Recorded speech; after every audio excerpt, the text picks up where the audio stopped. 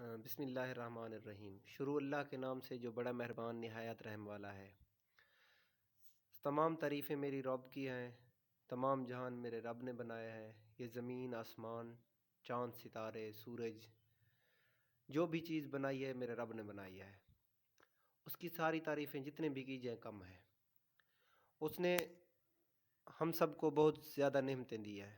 ہمارے لیے زمین بنائی، ہمارے لیے آسمان بنائے، چاند ستارے بنائے، میرے رب نے سب کچھ بنایا۔ اس کی ہی حکمرانی ہے۔ جہاں بھی جاؤ گے، جس چیز پہ نظر دوڑاؤ گے، میرے رب کی حکمرانی ہے۔ میرے رب کا صفات میں کوئی شریک نہیں، کلمات میں کوئی شریک نہیں میرے رب کا۔ وہ مالک ہے، وہ خالق ہے، پالک ہے، رازق ہے۔ وہ رزق دیتا ہے، اس کا وعدہ ہے اس نے ہر انسان کو رزق دینا ہے، اور ایسے طریقے سے دینا ہے جہاں سے انسان کو خواب خیال ہی نہ ہو۔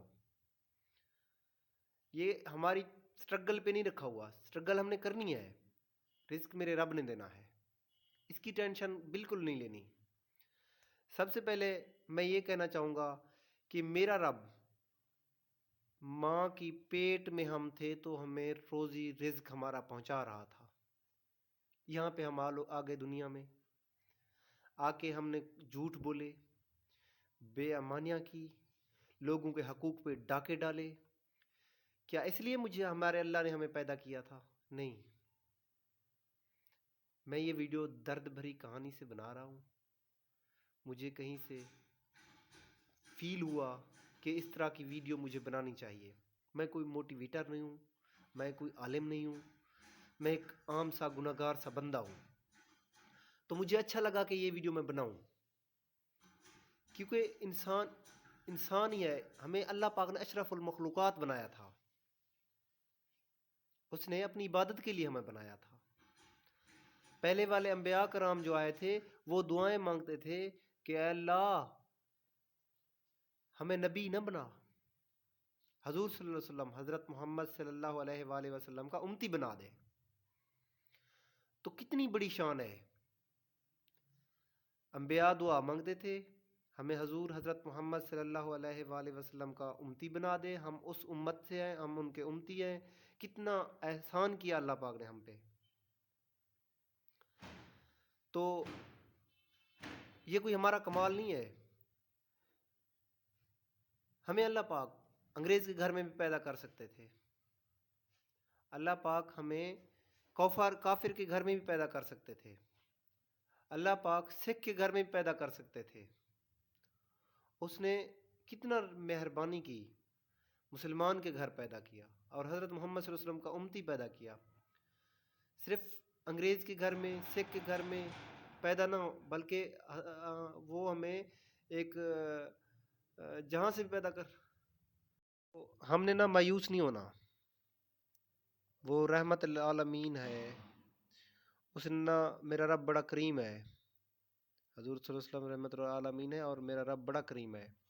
وہ جسے چاہے بخش دے گا، چھوٹے سے عمل کو وہ چاہے گا وہ اسی وقت ہی بخش دے گا، اور چھوٹے سے ہمارے عمل کو پکڑ کر ہمیں دوزخ کا ہمارا فیصلہ بھی سنا سکتا ہے۔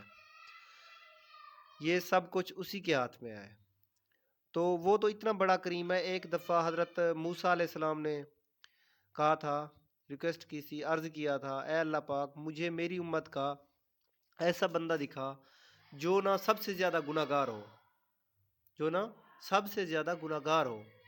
تو اللہ پاک نے فرمایا تھا موسیٰ علیہ السلام جاؤ، جا کے فلاں پہاڑی پہ بیٹھ جاؤ، جو بندہ تمہیں سب سے پہلے صبح صبح سب سے پہلے مل جائے وہ تمہاری امت کا سب سے زیادہ گناہگار بندہ ہے۔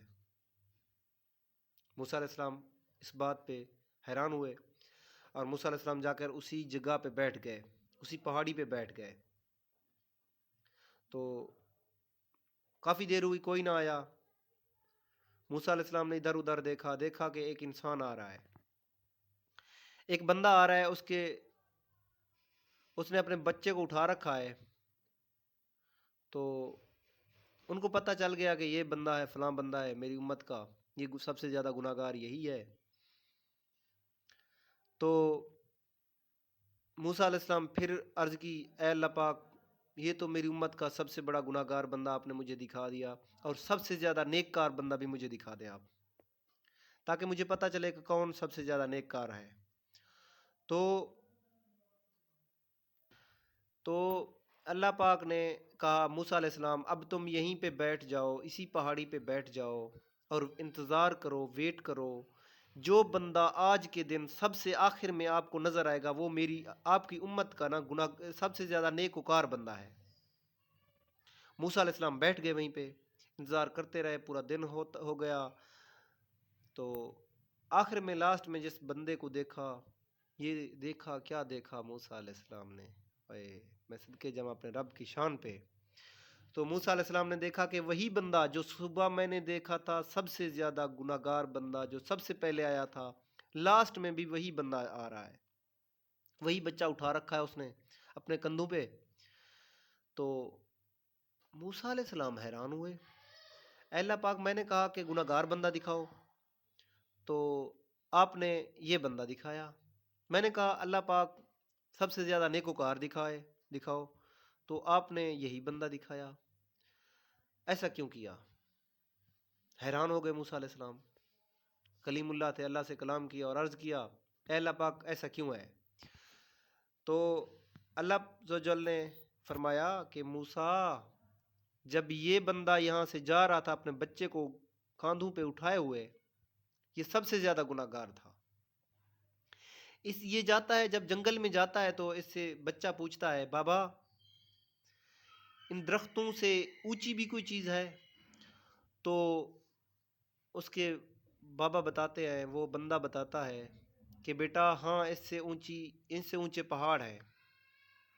تو بیٹا بتاتا ہے، پوچھتا ہے بابا پہاڑ سے اوپر بھی کوئی بڑی چیز ہے؟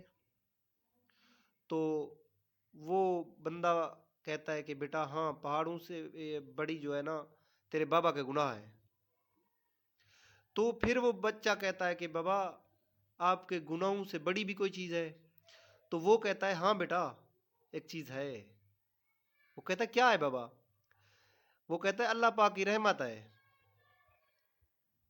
تو اس کا یہ عمل مجھے پسند آیا، میں نے اس کے سارے گناہ مٹا کر اس کو سارے نیکیوں میں تبدیل کر دیے۔ پہلے یہ سب سے بڑا گناہ گار تھا، جتنی اس کی گناہ تھے اس کو میں نے نیکیوں میں تبدیل کر دیے، اب یہ نا سب سے زیادہ نیکوکار ہے آپ کی امت کا۔